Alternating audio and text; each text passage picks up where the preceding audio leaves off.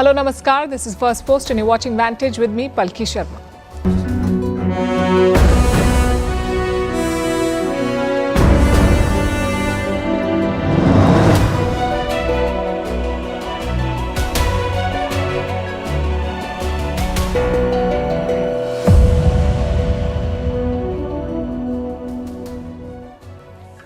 We'll start with India's biggest tax reform in years. More than 400 goods and services are set to get cheaper. We'll tell you what it means for you, the Indian economy, and which other countries are introducing similar measures and why now. Meanwhile, the US economy is teetering. Moody's has warned that a recession is coming. And Donald Trump's tariffs face their toughest test yet. A US court has ruled them illegal. The president has moved the Supreme Court. Will he pass the test? Also on the show, an exclusive interview with India's Commerce Minister Piyush Goyal. Plus, Vladimir Putin says he's ready to meet Volodymyr Zelensky, the Ukrainian president, provided the meeting happens in Moscow. A hot mic catches Putin, Xi Jinping and Kim Jong-un talking about immortality. Lisbon is in shock after a deadly rail crash. Google slapped with a $425 million fine for a massive privacy breach. And the South Korean film that is not just breaking Netflix records, it is filling planes with tourists and boosting the economy. All this and more coming up. The headlines first. Prime Minister Narendra Modi hosts his Singaporean counterpart, thanks him for supporting India's fight against terrorism. The two leaders ink several key agreements across sectors, including artificial intelligence, space and digital asset innovation. Singapore is India's largest trade partner in Southeast Asia. Staying with India, the Cookies agree to open a key national highway which serves as Manipur's lifeline. It is part of an agreement between the centre, the state government and the ethnic groups. The decision comes 2 years after clashes broke out in the northeastern state. Prime Minister Narendra Modi is likely to visit Manipur soon. Chinese President Xi Jinping holds talks with North Korean leader Kim Jong-un, who is in Beijing on a rare foreign visit. This is Kim's second reported trip abroad in 6 years and his first to China since 2019. Beijing is Pyongyang's most important ally as North Korea remains under crippling international sanctions. A crowded ferry boat capsizes in Nigeria, drowning more than 30 people. The boat carrying nearly 100 people reportedly hit a tree stump. Accidents are common on Nigeria's busy rivers. They're often caused by overloaded boats or poor safety regulations. And the French women's boxing team has been barred from the World Championships after the results of their gender tests were not delivered on time. The event started in Liverpool today under the World Boxing's new policy. Women competing in the event had to undergo mandatory genetic sex testing.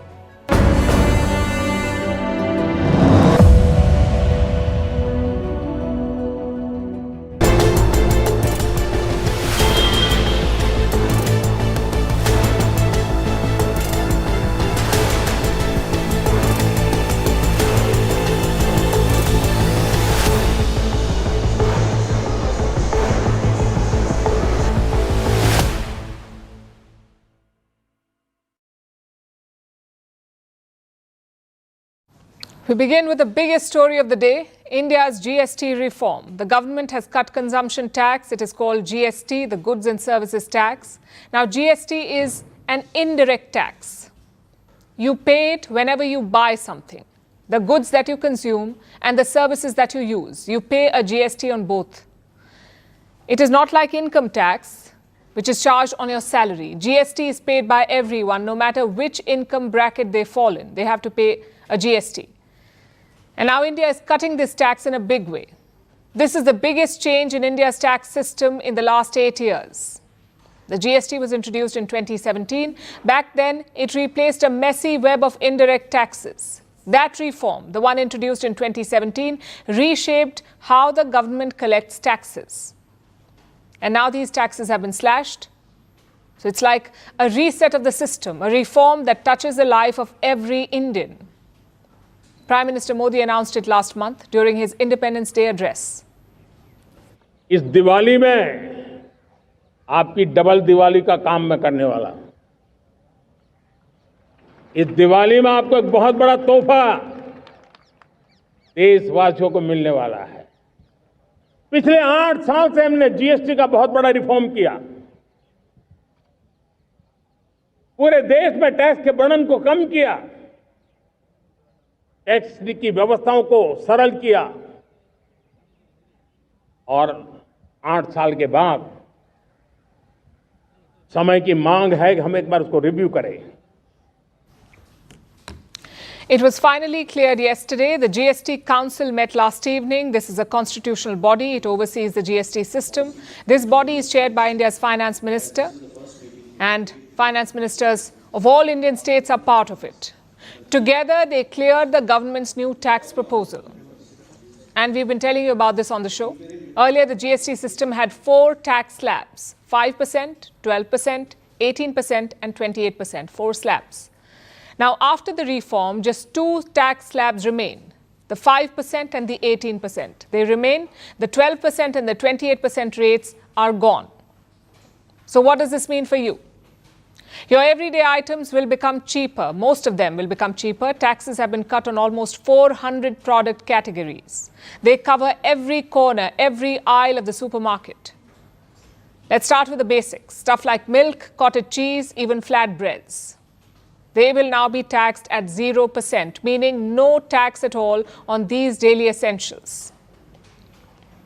Then we have packaged foods, stuff like snacks, savory mixes, instant noodles, and chocolates. Earlier, they were taxed from 12 to 18%. Now they're down to just 5%. Some dairy products are also in the same bracket, like butter and cheese. They will also be taxed at 5%.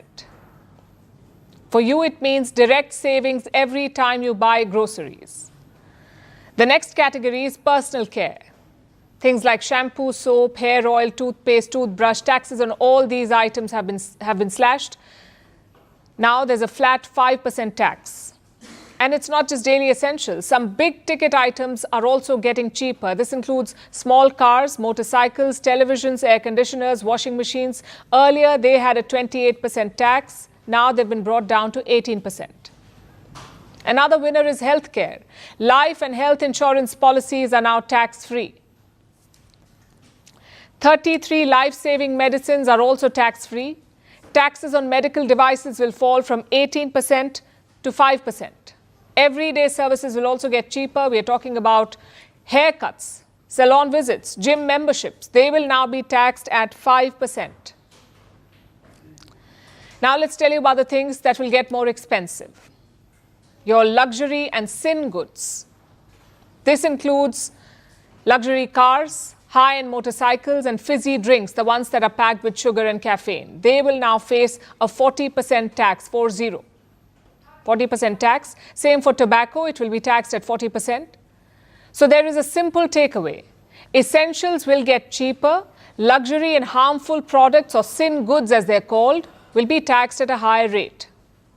So the biggest winners in this reform are the middle and lower income families. They get the biggest benefits. These reforms have been carried out with a focus on the common man.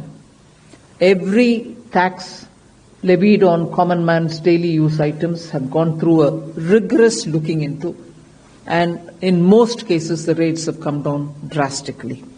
Labor-intensive industries have been given a good support. Farmers and agriculture as a whole will also benefit by the decisions we have taken today. Health-related also will benefit. So the key drivers of economy have been given a prominence. The new GST rates will take effect on 22nd September. That's around the time when India's festive season begins. That's also when the demand for consumer goods shoots up. People buy big-ticket items like your televisions, air conditioners, other household appliances. If prices are lowered at this time, sales could go up. Here is how Prime Minister Modi put it. This is what he said about the reforms today. अगर मैं सार बताऊं तो यही कह सकता हूं कि इससे भारत की शानदार अर्थव्यवस्था में पंचरत्न जुड़े हैं। पहला, टैक्स सिस्टम कहीं अधिक सिंपल हुआ। दूसरा, भारत के नागरिकों की क्वालिटी ऑफ लाइफ और बढ़ेगी। तीसरा, कंजम्पशन और ग्रोथ दोनों को नया बूस्टर मिलेगा। और चौथा, ईज ऑफ डूइंग बिजनेस से निवेश और नौकरी को बल मिलेगा। और पांचवा, विकसित भारत के लिए कोऑपरेटिव फेडरलिज्म यानी राज्यों और केंद्र की साझेदारी और मजबूत होगी। But remember, this tax relief also comes at a cost. The government's revenues will take a hit. How much money are we talking about? Up to $6 billion. That's how much the government stands to lose, $6 billion. So why are they doing it? Why is the government taking this hit? Well, here's the calculation. More demand will cover the losses. Lower taxes mean more money in people's hands. More money means higher spending. And at this point, India needs higher spending. Remember, consumption makes up 60% of India's economy. So if sales rise, the government can recover what it loses in taxes. And experts are quite optimistic about this. They believe the tax cut will boost India's growth. It could add 0.2 to 0.3% to the GDP. But why now? Why has the government decided to do this now? One big reason could be the Trump tariffs. He has slapped a 50% tariff on Indian exports to the US. This will hurt Indian businesses and by extension, it will hurt India's growth. So this tax relief could be an attempt to offset that. Although India's finance minister insists that that is not the case. The tariff turmoil is not a matter which influenced the GST reform because we've been at it now for more than 1.5 years. Some group of ministers was working on rate rationalization. Some other group of ministers a bit later was working on insurance and so on. And compensation cess was a reality that it is going to end the moment you paid back the loan. None of this has anything to do with the tariffs. Nothing to do with the tariffs, she says. Either way, the tax cuts will help in softening the blow. This reform is not a silver bullet, but it is a time-tested strategy. When tariffs go up, domestic demand can absorb the shock. In fact, many countries have resorted to this. Canada has paused duties on key US imports for 6 months. China has been trying to boost domestic consumption. It has offered subsidies, shopping vouchers and e-commerce discounts to people. France, Spain, Italy and Germany have also slashed taxes on food, energy and restaurants. South Korea has expanded cash transfers. It is giving tax credits to families and encouraging citizens to buy local cars and electronics. And now India has introduced a tax reform to boost spending. Like I said, this is not a foolproof plan to counter tariffs, but it can act like a cushion. It can protect the Indian economy from further shocks.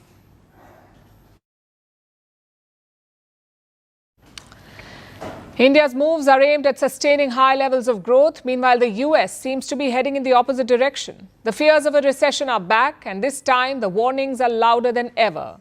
They come from investment bank UBS and credit ratings agency Moody's. Now, UBS says there's a high chance of recession. As for Moody's, their chief economist has declared that the US is on the brink. Let's look at both these claims one by one, starting with UBS. How did they calculate the probability of recession? Well, UBS says it is tracking what it calls the hard data, stuff like personal income, consumer spending, industrial production, and employment. These numbers turned negative back in the month of February. Well, they have not collapsed, but they have stayed weak. And UBS has described the situation as quote-unquote soggy. The bank has identified 3 red flags. First, the cost of borrowing. Short-term loans are more costly than long-term borrowings. It's a sign of an economy under stress. The second red flag is that credit is under pressure and the risk of loan defaults is higher. Third red flag, America's economic data. It appears flat and fragile. UBS has looked at the data in 2 ways. One model puts the chance of a US recession at 93%. A 93% probability of recession. That is extremely high. What about the second model? It combines several key signals. Stuff like jobs, spending, incomes, credit. And this second model puts the overall probability of recession at 52%. So that's closer to a coin toss. Either way, the risk of a recession is quite high. And that's not all. UBS is also worried about stagflation. What is stagflation? It means that your growth is slowing down, but prices are rising and it's happening at the same time. So slower growth and more inflation. Then we come to Moody's. It is voicing similar concerns. Its chief economist has weighed in. His name is Mark Zandi. Listen to what he said in an interview. I don't think the economy is in a recession, at least not at this point, but it feels like it's on the brink, it's on the precipice of this recession. His biggest concern is job creation. In the month of July, the US added very few new jobs. Zandi fears that those numbers could fall even further. With the revisions, it is conceivable that the recently paltry job gains turn to losses. If so, there will be a legitimate debate over whether the economy is already in a recession. Zandi also looked across the map of America. He studied all American states and apparently saw a troubling picture. He says almost 1/3 of the US economy is already in recession or very close to it. Another 1/3 is flat. That means no growth or decline. Only the final third is still expanding. Last month, Bank of America delivered its own outlook, and they too raised the risk of stagflation. They blamed it on two of Trump's policies. First, limits on immigration, and second, the tariffs. So the warnings are all stacking up. UBS says there's a more than 50% chance of recession. Moody's says the economy is on the brink, and Bank of America says stagflation is coming. If you join the dots, this is what you get. The US is still far from a collapse, but it's not stable either. The road ahead is treacherous for the United States of America, and that does not bode well for the rest of the world. This is, after all, the world's biggest economy. It may be slowing, and it won't go down alone. It will drag others with it.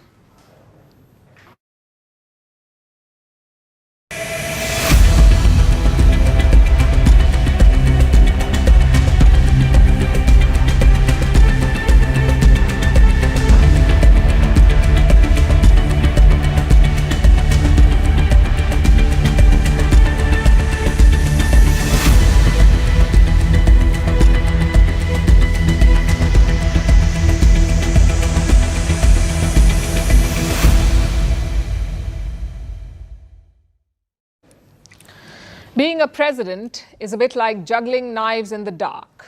One slip and you're bleeding political capital. Donald Trump knows this well. His tariff war has upended the global economy. Countries are scrambling for deals. Some want countermeasures. Businesses are bleeding money. But in the courts, Trump's arguments are failing. His trade war has been deemed illegal. A lower court has said that Trump does not have the authority to slap tariffs, that it's not part of the presidential mandate. So Trump is now appealing to the US Supreme Court. But will his tariff argument stick there? And for those who haven't followed, here's a quick primer. In the month of April this year, US President Trump slapped tariffs on the whole world. He called it Liberation Day. In the weeks that followed, those tariffs were challenged in court because Trump used a provision called the IEEPA, the International Emergency Economic Powers Act. This is what he invoked to impose the tariffs. Now, as the name suggests, it is an emergency act. It is meant for rare national emergencies. This act gives the US president broad powers like imposing tariffs on the rest of the world. So Trump used it to wage an irrational trade war. No wonder it attracted so many lawsuits. Last week, he got his first setback at a lower court in the United States. It's called the US Court of Appeals for the Federal Circuit. It ruled that Trump's tariffs were illegal. The decision was 7-4, meaning 7 judges said it was illegal and 4 said it was legal. So the verdict was quite clear. The tariffs are illegal. The emergency powers did not fall within the president's mandate. It is the job of the US Congress. That's what the court said. So now Trump is taking this to the US Supreme Court. He's hoping that the top court will overturn the lower court's decision. We're in a much better position. We have trillions of dollars coming into our country. If we didn't have tariffs, we would be a very poor nation, and we would be taken advantage of by every other nation in the world, friend and foe. We're not going to let that happen. And we have a very, very big case in the Supreme Court. I can only say this. Our country has a chance to be unbelievably rich again, but it can also be unbelievably poor again. If we don't win that case, our country is going to suffer so greatly. What's the backup plan, sir? But I think we're going to have a big victory. The Supreme Court can do three things now, the US Supreme Court. One, it can deny the review, which would mean that the lower court's ruling stands. Two, the Supreme Court can uphold the lower court's ruling. Again, that means that the lower court's ruling stands and Trump tariffs are illegal. Three, the Supreme Court can turn it down. It can rule that Trump's trade war is legal. Now, Trump is fervently hoping for the third scenario, for the court to say that what he's doing is legal, but history is not on his side. Back in the 1970s, Richard Nixon played the same card. He slapped tariffs using emergency powers. His excuse? Inflation, currency shocks, economic chaos, and of course the catch-all phrase, national security. So Nixon introduced tariffs using emergency powers. The US Congress did not buy it. The lawmakers saw a president stretching emergency to cover whatever he wanted. So they pushed back, and they pushed back loudly. And eventually they clipped the president's wings. They tightened the rules. They made sure that future presidents could not just declare an economic headache, a crisis. Well, Nixon learned the hard way, and Trump hasn't learned at all from history. And this is where it gets messy. In the court filings, the US administration says the tariffs are essential for peace in Ukraine. That's how they've justified it. The tariffs are meant for peace in Ukraine. The tariffs against India are crucial for pushing for peace. Now, Trump, as you would know, has announced secondary sanctions on India. He says this is because India continues to buy Russian oil. So India faces 50% tariffs, and Trump is framing it as proof, as justification for his irrational trade war. And he says this is how he's punishing Moscow. Listen to this. And given this, is it reason why you should slap or would consider slapping secondary sanctions on Russia if they're conspiring against the U.S. now? Well, I've already done that with regard to India, and we're doing it with regard to other things. And I put out a truth last night. You saw that. And I was the one that brought it up. I said they're only doing this to... He's also talking about how India offered concessions. Again, these are his claims. This is not what India has said, but it makes for a curious mix. Basically, Trump wants to appear firm, but also leave the door open for a deal. In fact, he was asked about India so many times that Trump snapped. You've expressed many times your frustration and disappointment with Putin, but there's no action since you took your office. How do you know there's no? How do you know there's no action? But really? Don't you worry? Wait. Who are you with? Who are you with? I'm with Polish radio. Okay. How do you know there's no action? Would you say that putting secondary sanctions on India, the largest purchaser outside of China, they're almost equal? Would you say there was no action? That cost hundreds of billions of dollars to Russia. You call that no action? You go, I did. I said, if India buys, India's got big problems, and that's what happened. So don't tell me about that. So what happens next? All eyes are on the US Supreme Court. If Trump wins, presidents will keep wielding emergency powers. If he loses, his authority shrinks. Future presidents might find themselves similarly boxed in. And then there's global trade. Billions of dollars in tariffs are at stake. Refunding them could upend international negotiations. Nixon pushed the boundaries and was rebuked. Trump is testing them again. And whether he walks away with a win or a loss, the ripple effects will be felt far beyond the White House. In the courts, in the US Congress, and in every country now wondering whether America is even pretending to play by the rules or just making them up as it goes along.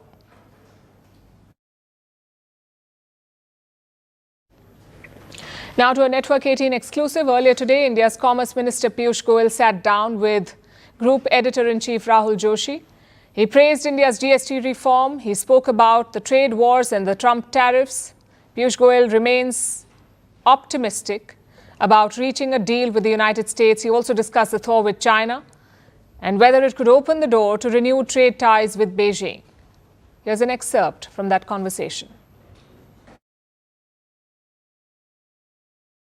All this started with the Prime Minister's address on the 15th of August, Independence Day, when he spoke about Atmanirbharta. So that is where it all started, and it has led to this. He gave a hint to us on that day that big reforms are coming. So here it is, your first reactions on this GST rationalization. And I'd like to compliment Prime Minister Modi for taking this bold decision. I see this as the most transformative step the nation has seen possibly in the last 50, 60 years. So I think all in all, India is poised for a very bright future. I assure you our exports also this year will be higher than last year. Let's come to that. Till about July 6th or 7th, things seem to be going fine with in our negotiations with the US.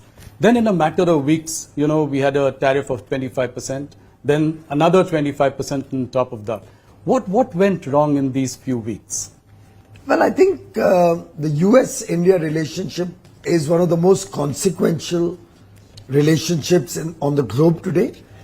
We have had certain blips, like we had the sanctions post the nuclear tests in 1998. Yes. I look at this only as one more situation which will pass as there's a deeper understanding of the reality of the situation. I think what surprised and even shocked some people was the erratic and incendiary language that was used by some of the officials of the Trump administration, calling it Modi's war or, a laundromat of Kremlin. I mean, how do you react to this? I mean, are conciliatory noises coming from the other side now? I think there could be either some misunderstandings or some personal opinions that may be reflected in that. I do not think that deters the US and India from continuing to maintain a strategic alliance and partnership. Okay.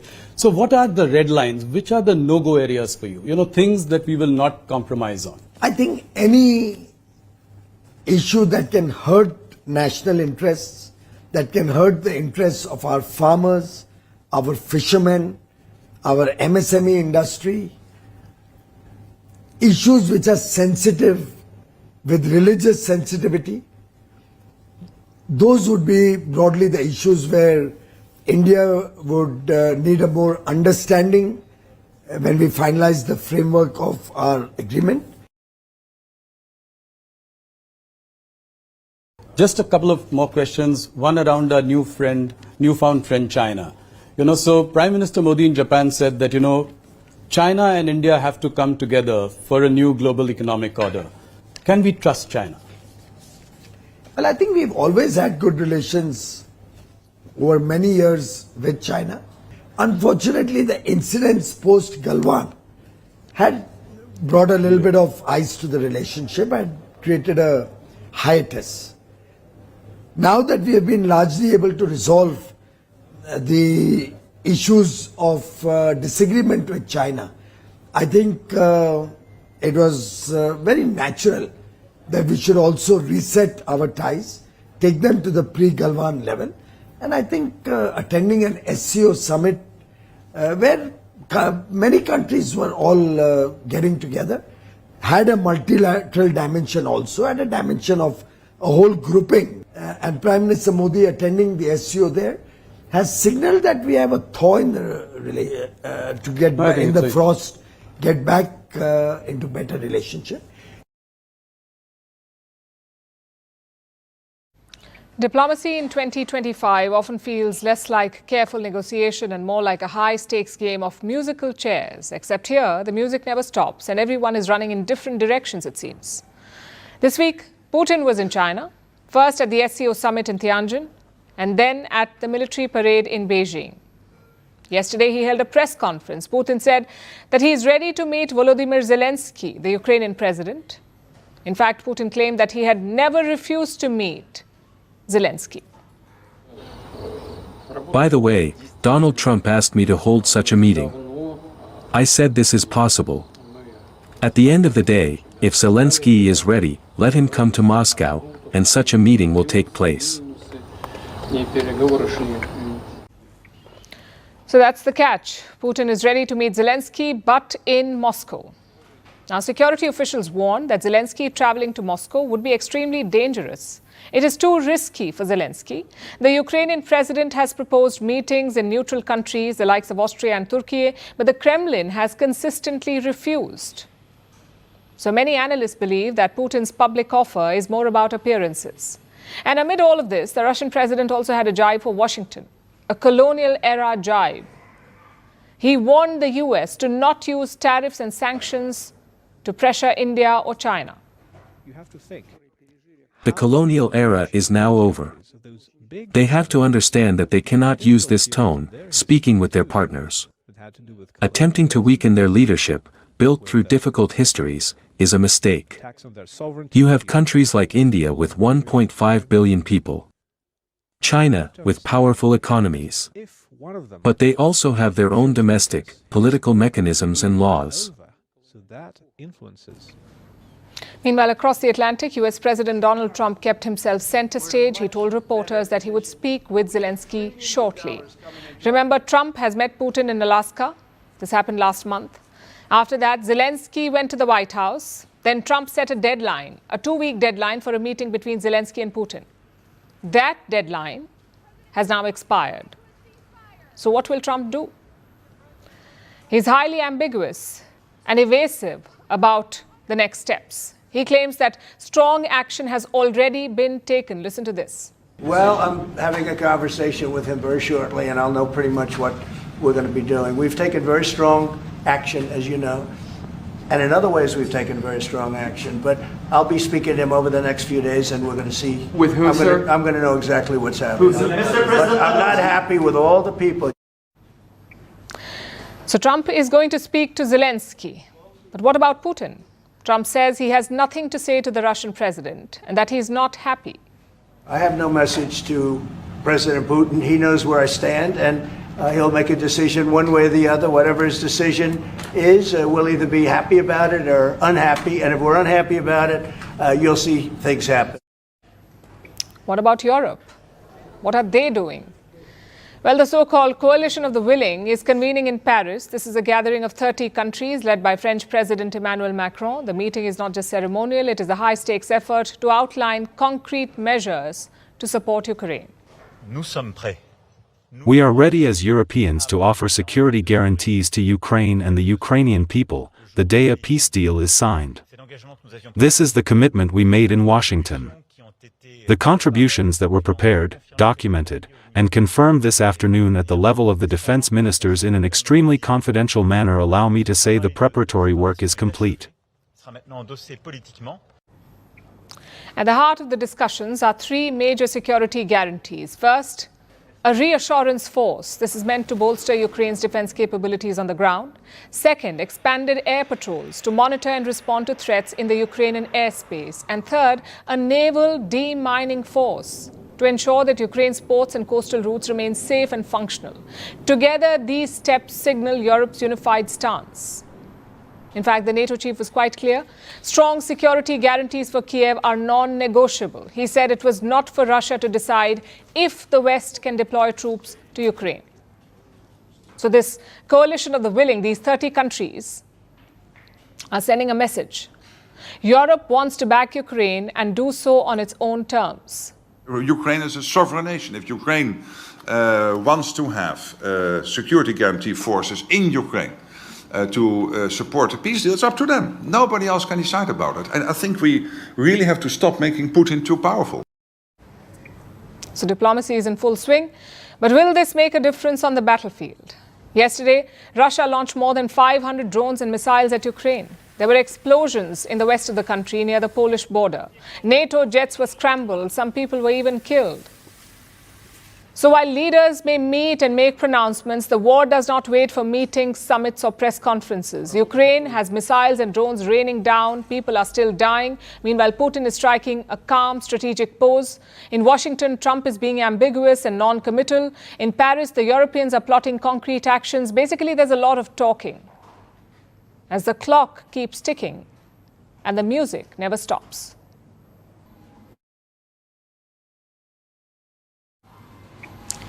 For our next story tonight, let's shift our attention to Portugal. The European country has declared a national day of mourning after a tragic accident in Lisbon. An iconic funicular has crashed. It has killed at least 16 people and injured several others. A funicular is a type of railway system. It has two cars attached to the opposite ends of a cable. This allows people to travel up and down steep slopes. Lisbon's Gloria funicular is a national monument. It is used by millions of tourists. But now one of the cars has crashed. It has left the country in shock. So how did it happen? And what does this accident mean for the cable? Here's a report. The yellow and white 140-year-old Gloria funicular. A national monument and a crowd favorite in Portugal. It consists of two iconic railway cars attached to opposite ends of a cable with traction provided by electric motors, transporting about 3 million people annually. Going up and down a steep hill in central Lisbon, for years now, this attraction has drawn both tourists and locals. But yesterday, its car derailed in the narrow cobbled street. One of the cars crashed into a building near Liberty Avenue where the roads bend. The wreckage of the car sat lying on its side, with its sides and top crumpled, as smoke filled the air and people ran from the area. Parts of the vehicle, which are made mostly of metal, were crushed. Several passengers trapped in the wreckage had to be freed by emergency responders. When I saw the other funicular going down, I shouted to my wife, "We're all going to die here," because I thought the elevator was coming to hit this one. That's because it has a high speed. You've seen that elevation from up there, about 200 or so meters unlocked from up there down there. It goes at a crazy speed. The accident has killed at least 16 people and injured about 20 others. Foreign nationals are among those killed. Of the victims, we have identified 7 men and 8 women, all adults, including foreign nationalities. We do not yet have information on the age or nationality of these victims. It is not known how many passengers were on board when the crash happened, but the funicular can carry around 40 people. Officials have not confirmed what caused the crash yet, but eyewitnesses blame the braking system. They say that the brakes failed, sending the cable hurtling down the steep street and into a building before collapsing like a cardboard box. We arrived at the scene in 3 minutes, getting there very quickly. The causes of the accident will have to be analyzed by the competent authorities. It was coming down the hill. Something was wrong with the cable. It lost control, didn't have any braking ability. When it came around the corner, it crashed into the building. An investigation has been launched into the accident. But the city's public transport operator says that all maintenance protocols were in place. There were regular weekly, monthly, and annual checkups. The funicular maker says that it is very sorry about what happened. The company has opened its own investigation. Meanwhile, the country is in shock. No, I'm not going to take it ever again. I will last for as long as I last. And I probably won't live much more, but as long as I last, I will never travel on it again. Portugal has declared a national day of mourning. Portugal was struck by a terrible accident with the derailment of the Gloria funicular in the heart of Lisbon. This is one of the greatest human tragedies in our recent history. Meanwhile, condolences have poured in from around the world. So as investigations continue and the city mourns the victims, the future of this historic cable car now hangs in the balance.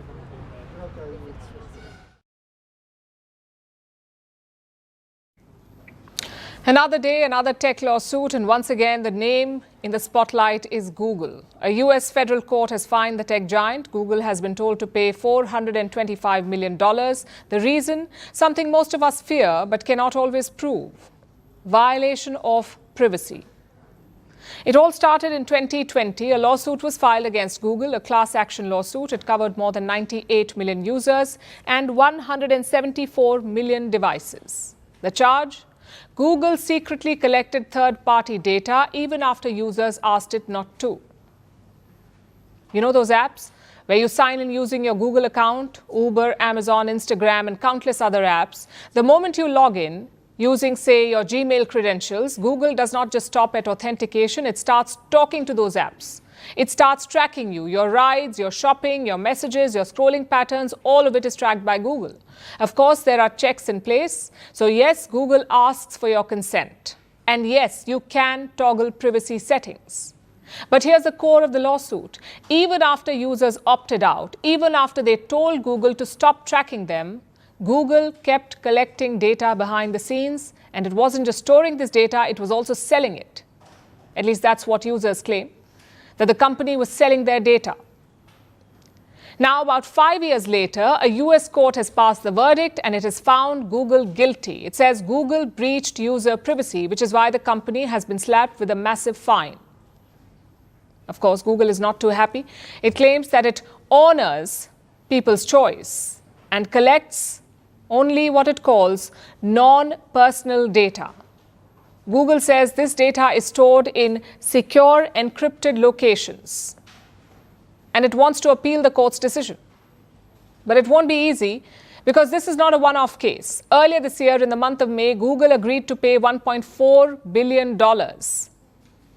This was in a separate case involving people's facial features, voice prints, and their location, all allegedly tracked even when users opted out.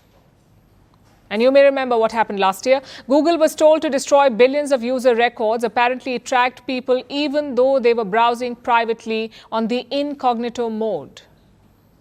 Now, all of this is seriously problematic. What's worse, this is not just about one company. Zoom out and you'll see a pattern. It is the same problem with most companies, especially tech giants. Look at the reports between 2019 and 2022. Tesla employees shared invasive video recorded by their customers' cars.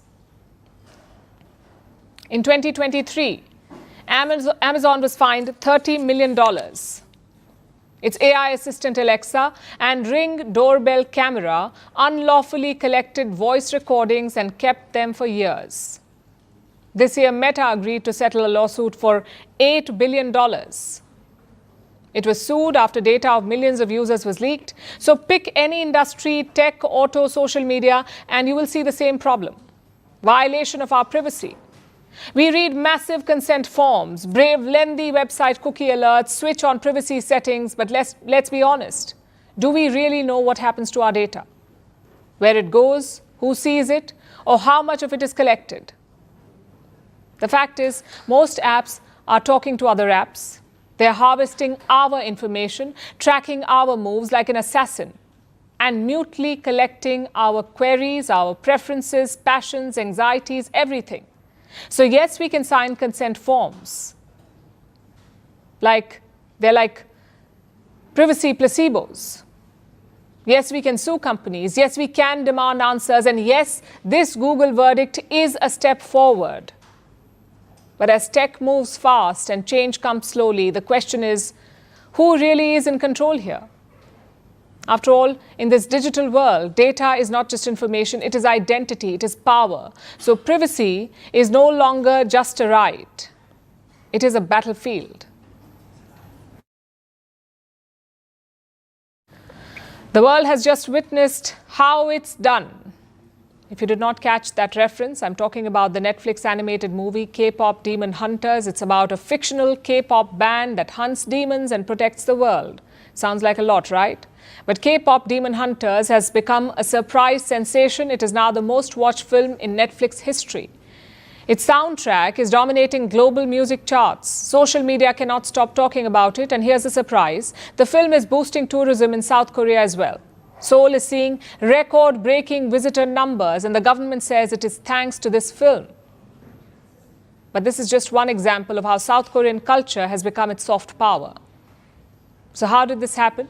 And what does the Korean wave economy look like? Here's a report. K-pop Demon Hunters, the original animated Netflix film. It follows the members of a fictional K-pop girl group as they juggle demanding careers and fight to save the world from soul-stealing demons. Ever since it released in June this year, the film has been golden. If you haven't watched it yet, we simply mean to say that K-pop Demon Hunters has burned up the internet. It has become Netflix's most watched film ever, amassing 236 million views as of last month. It was streamed for about 250 million minutes during its release week. It has also broken records at box offices. And that's not all. Its music has topped global charts and inspired dance challenges. It has played everywhere from clubs to children's birthday parties. The movie has birthed memes and social media trends, merchandise and fan art. K-pop Demon Hunters has become an unexpected juggernaut. So much so that it is boosting tourism in South Korea. Seoul tourism is reaching new highs, or should we say, going up, up, up. It hit a record 1.36 million in July. This is a 23% increase from the 1.1 million recorded in July last year. And most of it is thanks to a bunch of fictional singing teenagers. We aren't making this up. According to the city government, the boost in tourism is being driven by the K-pop Demon Hunters craze. And this is not surprising. In fact, it is only the latest example of how South Korea's culture has become its soft power, and how the Korean wave, or what's called Hallyu, continues to shape global trends. Take Squid Games, for instance. It is Netflix's most popular non-English show of all time. In fact, last year more than 80% of global subscribers watched K-content on Netflix. Then you have K-beauty and K-food with the famous buldak ramen. There are K-dramas, and who can forget K-pop, with titans like BTS, Blackpink, and Stray Kids. For instance, BTS, the South Korean boy band, is reported to contribute 0.3% to the Korean GDP. The K-pop events market alone is estimated to reach $20 billion by 2031. So with its pop culture, entertainment, music, TV dramas, and movies, the Korean wave is a powerful force. Last year, the International Monetary Fund identified South Korea as having the highest level of soft power. And this phenomenon is not limited to children or teenagers. It can be seen across ages, countries, and cultures. According to a survey released last year by the South Korean government, more than 200 million people across 119 countries considered themselves fans of Hallyu. And 68% of fan clubs focus on K-pop. So the critics can look at K-anything and ask, why does the bird wear a tiny hat? But with the South Korean soft power taking over, one a giant Hallyu wave at a time, Seoul can only say, this is how it's done.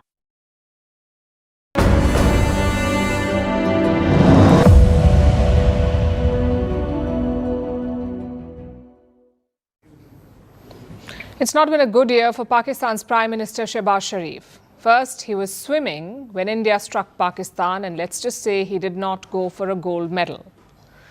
Then he met his biggest enemy at this year's SCO. We're talking about a pair of earphones. And now his appearances at China's military parade are being trolled. The Pakistan Prime Minister seemed lost, wandering about on the sidelines. And did the group photo even include him? Regardless, the internet had a field day. Take a look.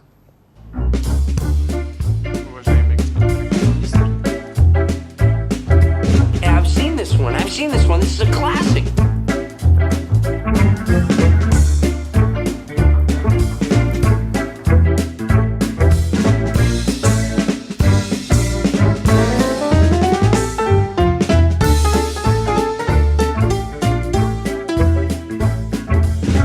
उस तरफ मत देखना, एक भिखारी कटोरा लेकर खड़ा है।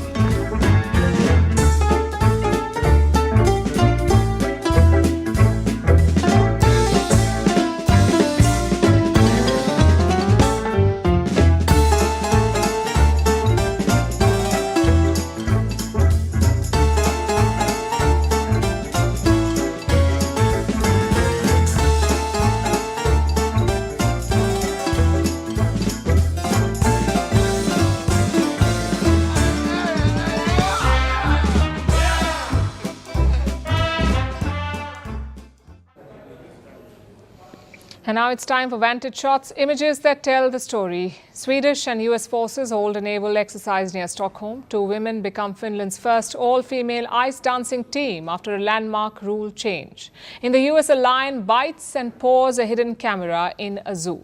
Finally, we're taking you back in history. On this day in 1998, Google was founded by Larry Page and Sergey Brin. The brand is now synonymous with the internet. Google handles 70% of global online searches. It has since diversified into email, software and mobile phones. We're leaving you on that note. Thank you for watching. We'll see you tomorrow.